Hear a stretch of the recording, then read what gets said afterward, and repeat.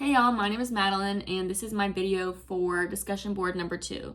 So to get right into it, the first question is, grading is seldom easy or pleasant. Explain how you will assign grades and apply the grading process in your future classroom. So for this, I would say in my future classroom, I would want to assign grades in two ways. One being a positive, rewarding way, which could be words of affirmation, sticker charts, more of that verbal communication to the students that they're doing a good job, but also more in a traditional sense of numerical and a more of a numbers way of grading. And specifically for the number grading, I would say really for K through 5 at that young age, I would want to do more of like the 1, 2s, 3s, and 4s grading process throughout the year, and for end of year report cards kind of, because I feel like sometimes in those younger grades that the percentage grades and more of those like 70s, 80s, and those grades like that can be more stressing to younger kids.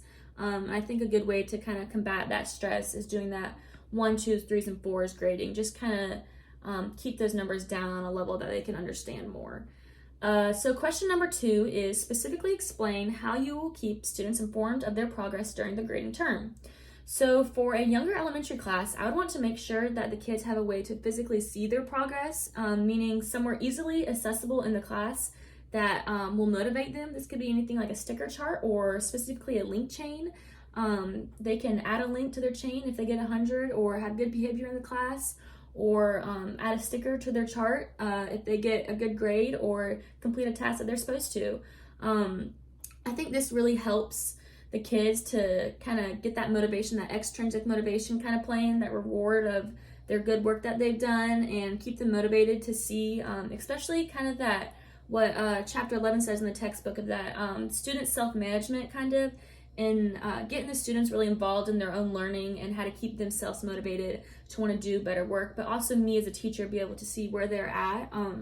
Adding along with this, I would also want to do student-teacher meetings, and this could not only happen when a student is not at the right mark they're supposed to be at or not behaving well in the classroom, but as well as that good behavior and that good grades on tests, quizzes, tasks that they've completed, just to kind of build that teacher relationship bond with the students and give them words of encouragement when they are doing good, but also keep them on track and to let them know what's expected of them if they are falling behind or their behavior is not on mark where it should be.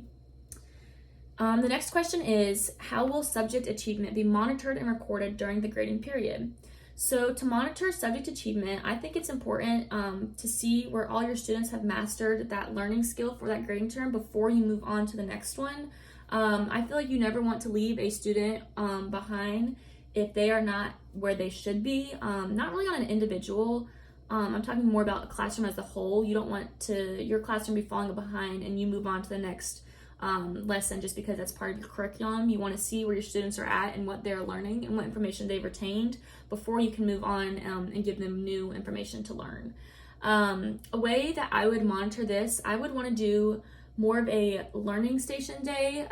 From past experiences I had as an elementary school, and I always thought it was a good idea to keep track of where your students were.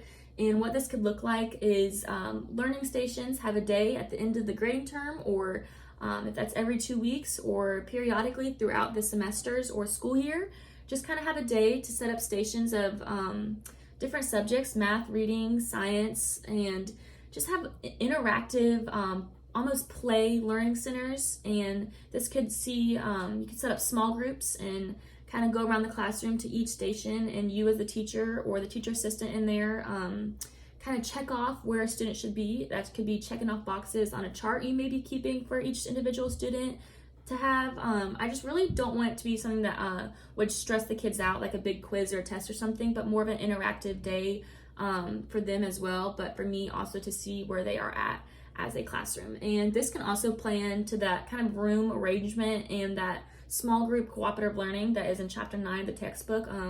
Really important to have that kind of layout in that space that encourages that kind of learning through play.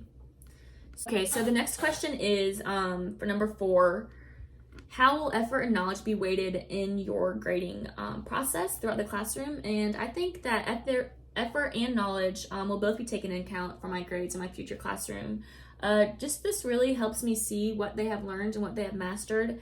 And while at the same time, if a student does not do their best or is not exactly at the level they need to be, but they are still trying their best and putting in forth that effort, I would want to take that into account.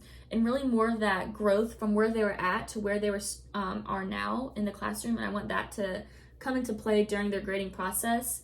I feel it's important to remember to encourage them just to do the best they can do. And sometimes that's all you can do is your very best.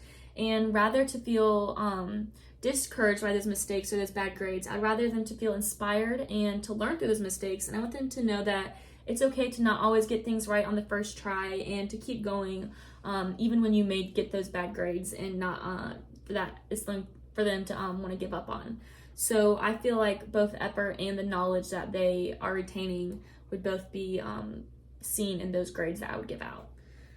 So the next question is, how will good or bad behavior affect your grading process? So in my future classroom, I don't know if I would want behavior to weigh too much on a student's grades, just because I feel like their grades should be based on what they know and the effort they put into their learning. I know we all have our ups and downs and we all have our off days, and I feel like it's not fair to lessen a child's grade when they may have had an off day or an emotional reaction that day to something that's happened in their lives or outside of school. I wouldn't want that to decrease a student's grade compared to they may have all the knowledge there, but compared to a kid's grade that maybe has really good behavior and has that same knowledge level, but I would never want to lessen that kid's grade just because they had an off day or something.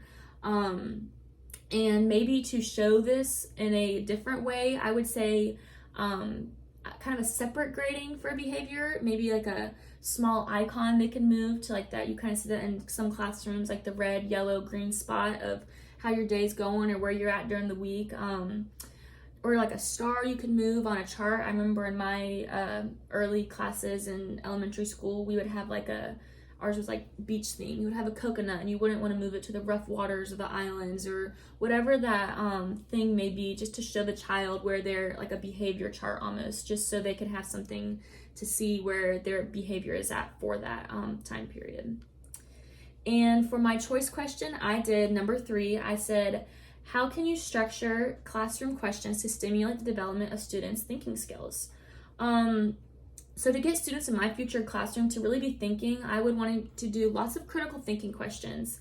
I think it's really important for them to start thinking not only just to get to the right answer, but making connections beyond their knowledge to get to that answer and how they got to that answer and what other things they could bring to the table that they might know that could help boost their knowledge on certain things, and really just to ask questions that they can relate back to their own life and find other things to connect back to, just to really get them thinking more in a general, broad kind of way, not really just what's the right answer to these questions, but really just to get them connected and wanting to learn more and ask questions based off of other people's questions, and really get that classroom discussion going and just build that community of learning throughout a classroom.